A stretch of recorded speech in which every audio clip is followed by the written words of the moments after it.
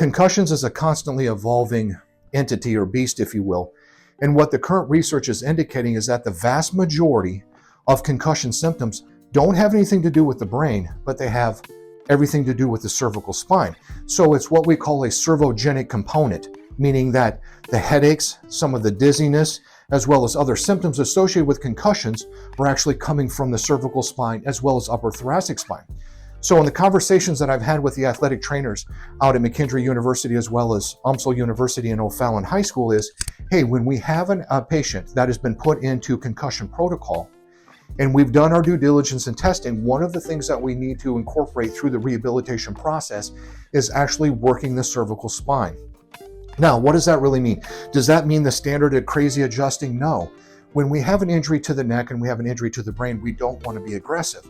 But what we do want to work are the musculature, because the vast majority of time, what's causing those symptoms are the suboccipital muscles at the base of the skull. So for an instance here, this musculature here can then cause the symptoms of where we get the headache that radiates up over the top of the head, that ends in the forehead or behind the eyes. So the point being is when we have a student athlete or any individual in concussion protocol, we really need to focus in on working the neck musculature as well as upper back musculature. And you'd be surprised how quickly we can get those student athletes or other individuals back to a normal life much quicker than if we just focus on having those concussion symptoms resolve on their own. Sometimes they never do, because you'll hear athletes or people involved in motorcycle accidents say, well, my headaches have never really gone away, or my neck has always hurt. That's because the big generator of the concussion symptoms was actually the cervical spine. What's best suited to treat that?